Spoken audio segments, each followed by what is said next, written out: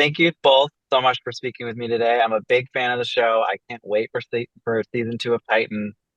I watch every season, and I'm just very excited to see this crop of monsters you picked out this time around. But Oh, the fans are very excited too. I mean, we've gotten a huge response of just like, oh my God, this season has been cast within an inch of its life. Some people were saying it's too stacked. Oh my God, I don't know who to pick. right? And of course, we love that.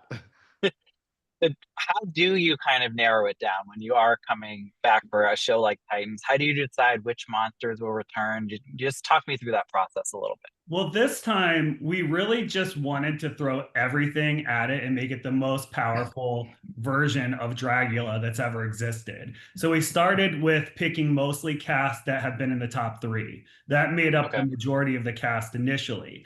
The other thing we were looking for is people that are iconically Dragula. When I think of Dragula, the brand, there's a couple of people that come to mind that always seem to be floating around the brand. And I think that they are iconic characters that have become synonymous with the brand. So we were like, we need some of those people too to make it just feel really like, the best version of Dragula. And then the other thing was looking for people who we felt had a lot of potential and a lot of Mm. great star quality, but weren't quite ready when we cast them on their initial season. And we saw them develop on their initial seasons. And then after they came off the show, they just became really incredible drag artists. And I'm like, we were like, people need to see them again. So those are the three different sections of people we were looking for. For some of the monsters this season, it's not just their second or third time, but second time they've done Titans, with Ava and with Avora. Just Yeah.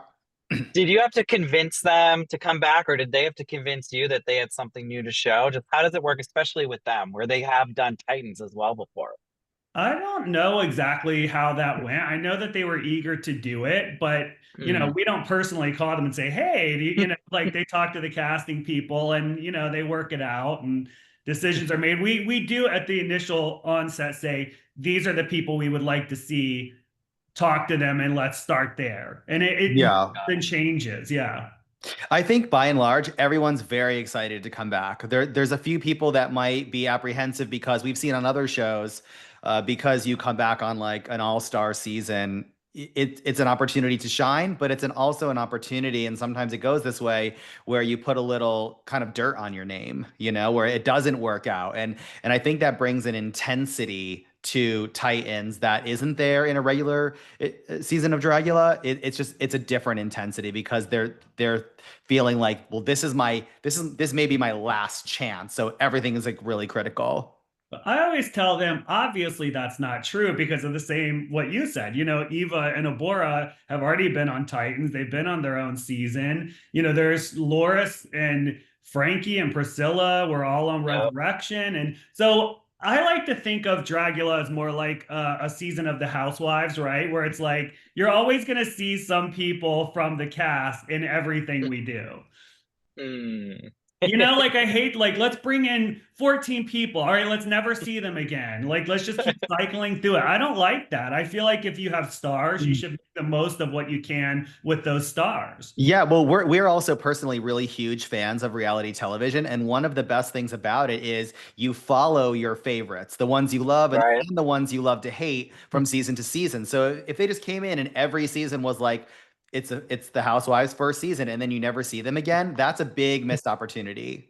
I will Yeah. say as a teaser, there are some people that appear on this season of the show that I don't think you will ever see again. Oh, really? So Yeah. some of them did put their dirt on their name by coming back? Yes, Ooh. Not by choice. more than No. one. Oh no. And It was when a it does, fun, exciting, unpredictable season. I'll say It's that. wild. which is Like what we expect from this show. yeah. And Some sometimes Drac go and I for will it. be in the producers kind of like round table like during the filming, and there's nothing quite like it. It's like you live in a circus for 5, 6, 7 weeks, and it's like did not see that coming. Wow, and now we have to like adjust and rearrange everything to accommodate these crazy curveballs that come in, and that happens not just daily, multiple times a day. Yeah, It's a wild definitely. ride. I was gonna Mhm. say, how often when you are filming these seasons, does like your who you think is gonna win at the beginning is just completely opposite from the end result? That's pretty frequent, I would say. Yeah. Yeah. Yeah, you never know how someone's going to show up, especially when they've been on the show before. Because I think sometimes people who did really well on their season thought, well, okay, well, that was good enough. Like I was great. So I'm just going to do the Mm, same thing again. But the problem is, everybody else around you has elevated what they're doing. So what you did before may not quite be enough this time. right. It's like musical theater kids who go off to college and then they're all with the top musical theater kid of their high school. Right. Right. Yeah, a little bit. And we all know drag isn't necessarily the cheapest profession to have. Just when it does come to something like Titans and everyone is upping their game, what kind of things do you two do to kind of level that playing field for, some people who might be more financially secure and those who aren't? I I always harken back to Organic. Organic Mm, and $2 and a trash bag full of junk and made it right. to the top three and could have won. And Yeah. so how we try to balance that is we encourage them to not spend a ton of money on everything. Mm, Don't spend a money on a ton of materials. Like we are more impressed when somebody makes something from nothing because that's the yeah. part of drag that we came from. And so that's what we encourage. So we always tell them, you can the trick of drag is to take something that's $5 and make it look like it's $5,000. And we've done that, I think, with our drag. Maybe some people wouldn't agree with that, but You also have, you also have. the show, right? When we yeah, started out, we only had $5. And yeah, Right. maybe it only looked exactly. like it cost $500 that season, but in season two, I'd say it definitely looked like it was 500,000. Yeah, well, we pride ourselves on upping the production value like Right. every season. And I also think there's a little bit that goes into the judging, right? Sometimes the competitors will set their own bar. We know, like, X, we've come to expect this from you, and this is below what you normally deliver, and they'll be judged accordingly.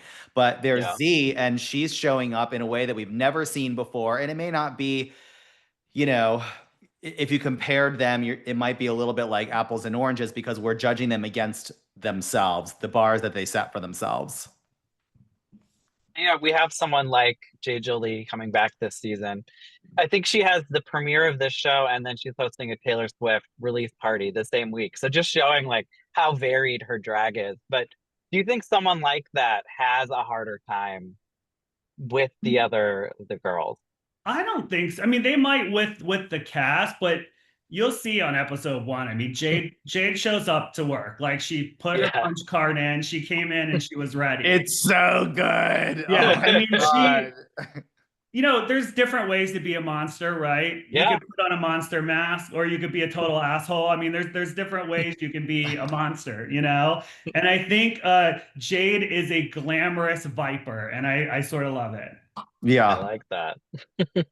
So And to you me, talked she about fits right oh, in. I mean, as far yeah, as the looks, it's like the volume of the stuff you're competing with, right? yeah, So if you're a glamour queen, fine, bring level 10 glamour. If you're a filth queen, bring level 10 filth. So I don't think that you have a disadvantage if you are into glamour or horror. They're all usually lean towards one or the other. So as long right. as you're bringing volume, I think you'll be fine. And you're ready to step outside those boxes when you need to. Yes.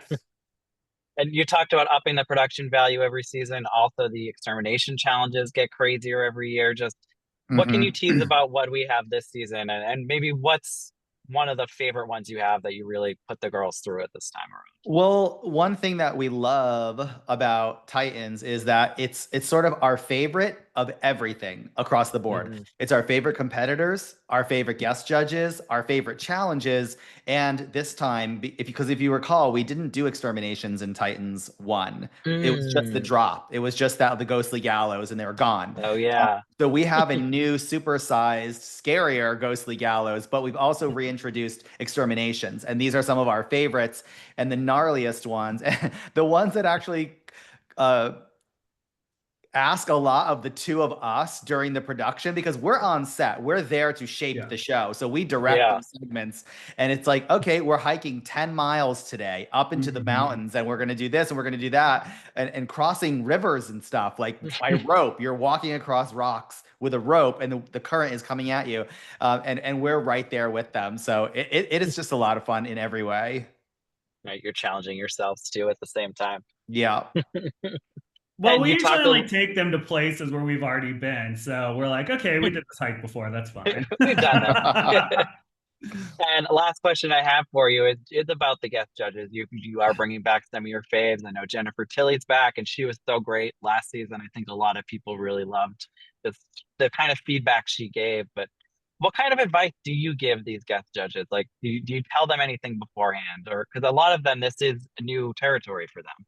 Well, we tell them you're not here to judge the drag, right? That's why we're here. We're drag artists, so we're the drag part of the judge. What we really want them to do is to judge on what their expertise is. So Jennifer Tilly is a very celebrated actress and she knows tons about the horror genre and she's very successful. So to me, she has input that's valuable to the cast, especially if it's a horror themed challenge. Like we did the doll challenge that she judged. Hi, who knows more about horror dolls than Jennifer Tilly and Don Mancini, you know? So that's really what we look for from them. So we tell them, like David Dasmalchian, great friend of ours, he's usually on, and he's a very talented actor. So Yeah. he knows what to look for as far as stage presence and the way that someone is presenting themselves. So that's really mostly what we tell them. And we tell them not to be jerks, but we would never have someone on that's really rough. That's something about our judges that we sort of pride ourselves on is I don't like to have people on that are just nasty to give you, Oh no. value and comments. In fact, there are people who probably should have been on the show as a judge that I refuse to put on because of that reason. Yeah. Mm, Now I like when they're a little mean, and I do encourage that, but not nasty. Right. yeah. Yeah. In a way that is still constructive to the Yeah. monsters. Yeah, there's someone I know that, really could be a judge on the show, but they're like, I'm like, I know you in real life. We're not friends, but I've encountered you many times over the years. You're pretty rotten, and I don't want to celebrate that energy or tell the cast that they should emulate that or look up to that.